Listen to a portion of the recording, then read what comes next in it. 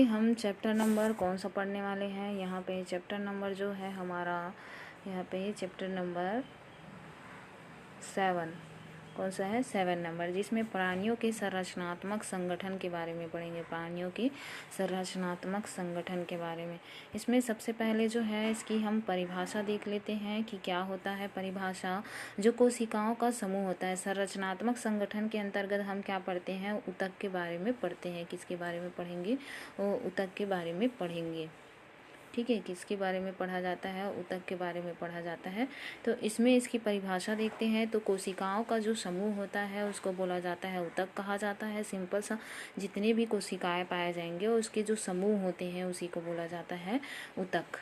ठीक है, आगे हम देखते हैं जैसे कि इसमें क्या होता है, जो ऊतक होता है वो लगभग उसके परिणाम समान होते हैं, आकार समान होता है, और उसकी जो कोशिकाओं के समूह भी होते हैं, है ना, उसके परिणाम और आकार तो समान रहते ही है, लेकिन साथ में जो कोशिकाओं के समूह में उत्पत्ति, विकास, संरचना और कार्य ये भी क्या होते हैं, उसको समान होते हैं, जिसको हम क्या कहते हैं, ऊतक कहते हैं। ये ऊतक की संरचना है, ये हमारे बॉडी का बाह्य त्वचा है। ये वाला हिस्सा जो होता है उसके बाह्य त्वचा है। ये बाह्य त्वचा जिसको एनिमल एपिथेलियल टिश्यू कहा जाता है, ये अलग अलग लेयर में बटा रहता है। सबसे पहला जो लेयर होता है उसको एक्टोडर्म कहा जाता है। पहला जो लेयर है एक्टोडर्म, उसके बाद आता है बीच वाले लेयर को मीजोडर्म बोला जाता है, और सबसे लास्ट वाले को बोला जाता है एंडोडर्म। इस तरह से हमारे बॉडी का जो टिश्यू होता है वो 3 भागों से मिलकर बना होता है। ठीक है, उसके बाद देखते हैं हम कुछ विशिष्ट कार्य के बारे में जान लेते हैं। विशिष्ट कार्य क्या है, जो एक कोशिकीय और बहुकोशिकीय ये दोनों में पाए जाते हैं। ये ऊतक जो होता है वो एक कोशिकीय भी होता है और बहुकोशिकीय भी होता है। दूसरा पॉइंट देखते हैं कि ये जो पाचन तंत्र होता है, इसके आहार नाल की आंतरिक भित्ति की कोशिकाओं के अवशोषण होते हैं। जब क्या होते हैं हमारे, हम किसी भोजन को क्या करते हैं, मतलब निगलते हैं, तो उस समय क्या होता है, जो आहार नाल के जो आंतरिक भित्ति होता है उसके माध्यम से क्या कर लिया जाता है, अवशोषित किया जाता है, जिससे पाचन में मदद होती है। उसके बाद तंत्रिका कोशिकाओं में भी पेशी पाए जाते हैं, जिनके तंत्रिका कोशिकाओं में ऊतक पाए जाते हैं, जिनके माध्यम से सूचना का प्रेषण किया जाता है, एक जगह से दूसरे जगह प्रवाहित किया जाता है।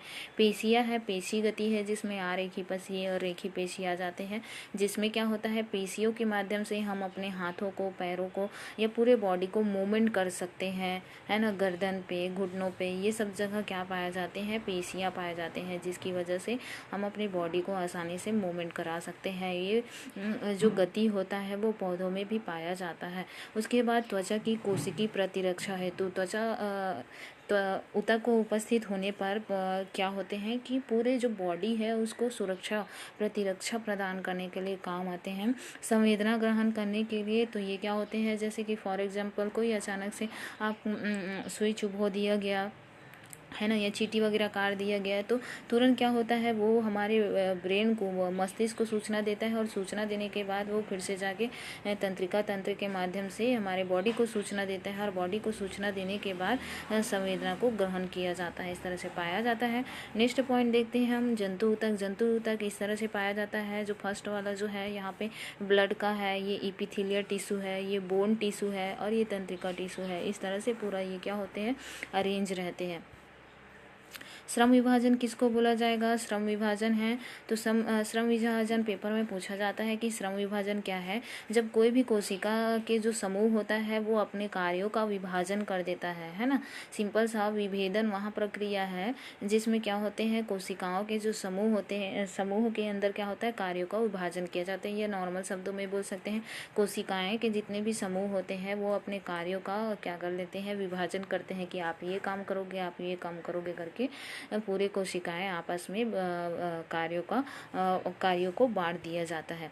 उसके बाद हम इसके प्रकार देख लेते हैं। तो प्रकार में क्या आ जाते हैं, यहाँ पे प्रकार में क्या आ जाते हैं। पहला तो इसको ऊतकों के उद्गम के आधार पर देखते हैं। तो यहाँ पे सबसे पहला पॉइंट है ऊतकों के प्रकार, उद्गम और कार्य के आधार पर। तो इसको क्या किया गया है, पहला जो होता है उपकला ऊतक है, जिसको एक्टोडर्म, मेसोडर्म और एंडोडर्म में बांटा गया है। ये बॉडी को सुरक्षा है, श्रावण है, अवशोषण है, उत्सर्जन है और प्रजनन में मदद करता है।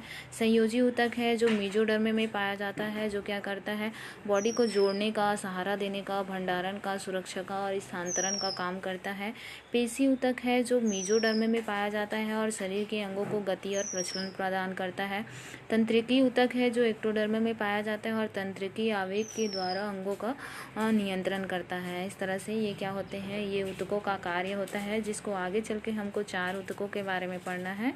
उपकला ऊतक, संयोजी ऊतक, पेशी ऊतक और तंत्रिका ऊतक। ध्यान रखेंगे कि उपकला ऊतक जो होता है वो एक्टोडर्म, मेसोडर्म और एंडोडर्म तीनों में पाया जाता है। संयोजी ऊतक मेसोडर्म और मेसोडर्म में पाया जाता है और पेशी ऊतक जो होता है मेसोडर्म, तंत्रिकी ऊतक जो होता है एक्टोडर्म में उपस्थित होते हैं।